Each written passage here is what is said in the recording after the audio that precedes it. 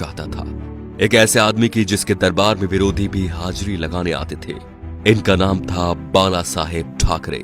चांदी के सिंहासन पर बैठने के शौकीन बाल ठाकरे खुलेआम धमकी देते थे।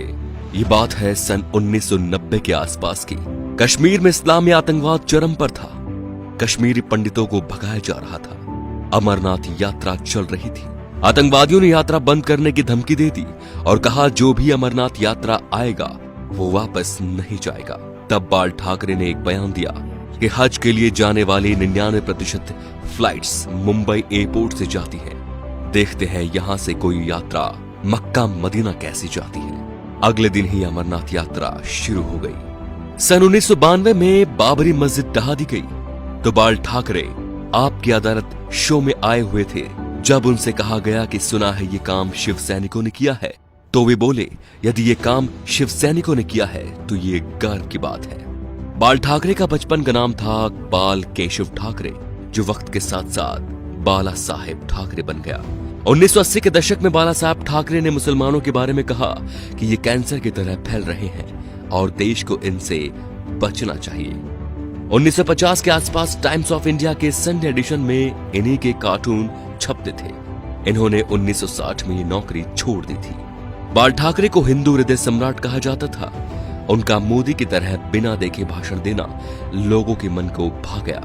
उन्हें सुनने के लिए लाखों की भीड़ एकजुट हो गई थी। बाल ठाकरे जब किसी का विरोध करते थे तो दुश्मनों की तरह, और जब तारीफ करते थे तो ऐसे कि जैसे उनसे बड़ा कोई मित्र नहीं। 19 जून 1966 को बाल ठाकरे ने शिवाजी पार्क में नारियल फोड़कर अपने दोस्तों के साथ पार्टी बनाई, शिवसेना, जो आज भी चल रही है। बाल ठाकरे की एक खास बात थी कि वो कभी किसी से मिलने नहीं गए। बड़े बड़े बॉलीवुड एक्टर बियर पीने और उनसे मिलने उनके घर आते थे, जैसे नरेंद्र मोदी, माइकल जैक्सन। बाल ठाकरे के कुछ स्पेशल शौक थे, सिगार, व्हाइट वाइन एक्सेट्रा। ज्यादातर लोग फोटो या इंटरव्यू में उनके हाथ में पाइप या सिगार होती थी। 1999 में बाल ठाकरे पर 6 साल तक वोट डालने और चुनाव लड़ने पर बैन लगा था, लेकिन बाल ठाकरे ने अपने जीवन में कभी चुनाव नहीं लड़ा।